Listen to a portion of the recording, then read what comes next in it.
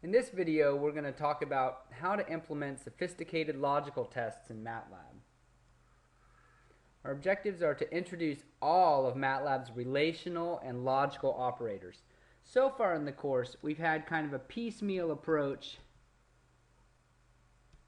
as needed approach, to introduce some relational operators such as greater than, less than, etc. And we're going to just summarize all of that and complete the picture with the logical operators in this video.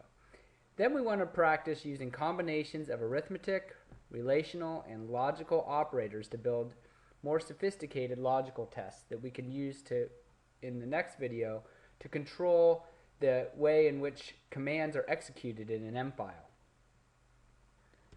So let's summarize the relational and logical operators. We've pretty much looked at all of the relational operators to date. We have greater than or equal to, less than or equal to, is equal to. Note the double equal sign is what distinguishes this from the assignment operator. And then not equal to is the last one. And then we have three logical operators that we can use as well. The logical operators are and, or, and not. So and returns true if both statements on either side of the operator are true, or returns true if either statement on either side of the operator are true, and not would return true if everything next to the not symbol is false. And then it just flips the sign. Basically, you can think of this as just flips the logical value. All of these logical operators and the relational operators return a 1 for true and a 0 for false. One thing you might see here that you're probably wondering about is the double and the double or. The or, by the way, this is shift backslash on the keyboard to get that vertical line. So shift backslash on the keyboard will give you the or, and then you need two of them for the double or. The double symbols here are called what MATLAB calls the short circuit versions. And the short circuit, what that means is that it won't execute the entire statement if the first operator is false. So as soon as it knows that something is false, it will stop evaluating the full logical statement. That'll make more sense as we get more into this, but the bottom line with the double short circuit is that those operators can be more efficient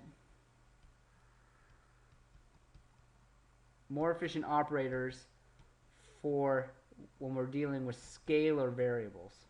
So if we have scalars in the code and we're using logical operators with scalars, usually we want to use the short circuit operators, double and or double or.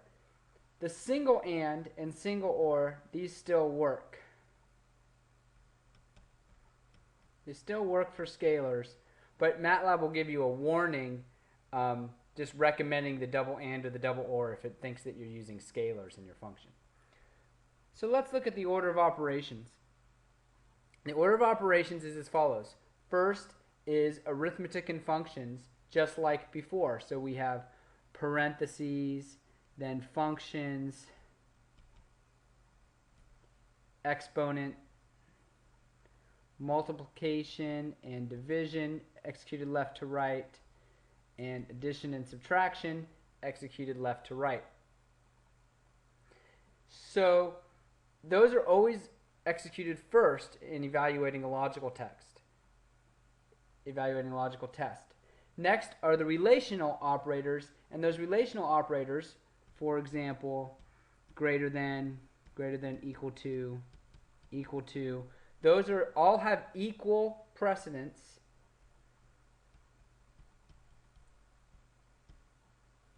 And all operators, just like addition and subtraction and multiplication, division, if they have equal precedence, they're executed left to right. For the logical operators, they do not have equal precedence. They have a specific order. The first is the not. Not gets executed first. Second is the and third is the or. So when you're writing logical tests, you need to keep note of that order of operations. So what we're going to do now is just learn more about how these work by looking at a series of examples. Here's the first example, common programming task. We want to determine if a variable x has a value between and including 5 and 10. So the correct MATLAB expression to do this is as follows. X less than or equal to 5 and x less than or equal to 10. Let's look at the order of operations for how this is evaluated. So suppose x equals 7. Then what MATLAB will do is say, is 7 less than or equal to 5? That will be true. And then next we'll do the next relational operator, because that's the order of operations, is 7 less than or equal to 10. So here we'll put the 7 in here. And that would be true. And then the and checks are both sides true. So 1 and 1 returns a 1, or true for and. Let's try another one. How about x equals 12? So for x equals 12, it would go through and say, is x greater than or equal to 5? The answer would be true. Is x less than or equal to 10? The answer would be false. And then we'd have 1 and 0, and those aren't both true, so this returns a false. Now, often people are tempted to write something like this for this logical test. 5 less than or equal to x less than or equal to 10. Now this is a perfectly valid mathematical statement. Perfectly valid mathematical statement. But let's look at what happens when we try and evaluate it in MATLAB. So again, using x equals 12, again, for this logical test, is 5 less than or equal to x? And the answer is true, so that's a 1. Now, we don't have the and operator, so it's just going to evaluate these left to right. So now it's going to ask, is 1 less than or equal to 10? And again, the answer is true. So you can see this is an incorrect result.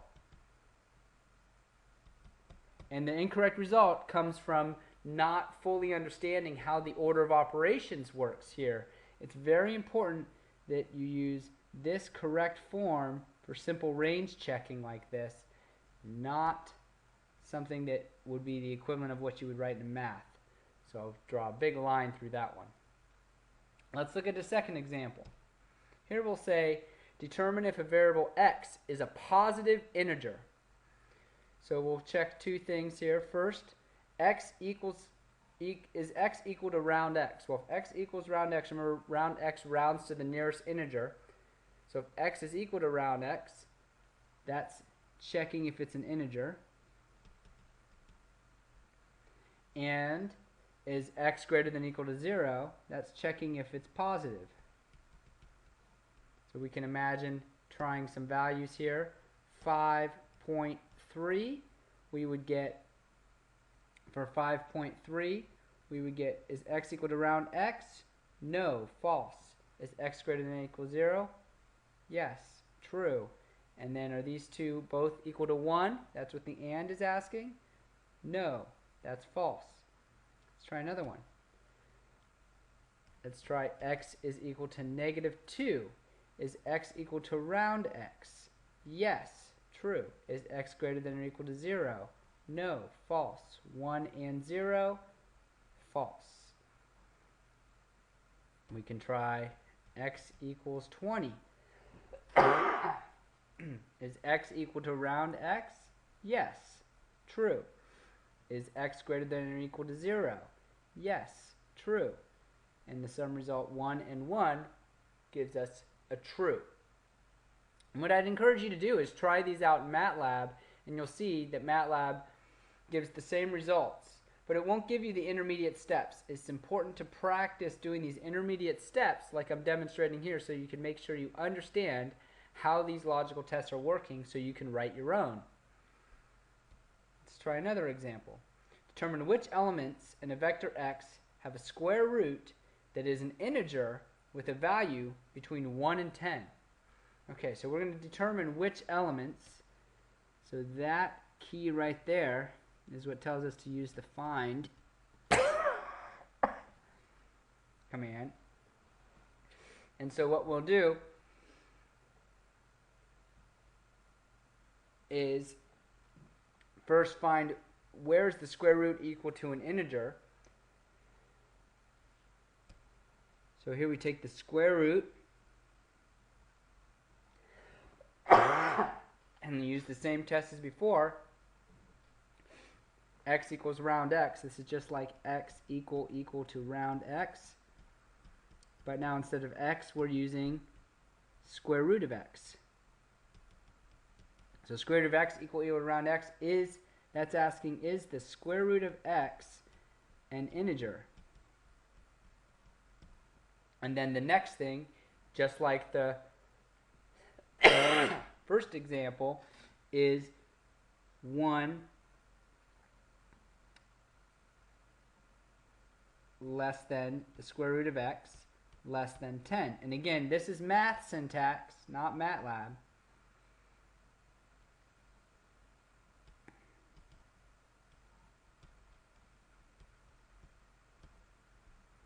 Okay, so here's another example of a logical test. And let's look at one more example here. Count how many elements in the vector x are greater than the square of the corresponding element in the vector y. Again, the operator acts element by element and returns a 1 or a 0. So we can use the sum command. This is basically going to count how many ones in the array, or sorry, in the vector that we get from this logical test, which is going to output a vector of 1s and 0s. So we're asking 1, is x greater, is the element of x greater than the square of the corresponding element in y? Or is the element of x less than the square root of y? If either of these is true, we'll get a 1 in this vector, and then we'll sum up all of the ones. And again, this one, I would again say, try it out. And make sure you understand how all these logical tests work, and there's an opportunity in the self-assessment to try some more.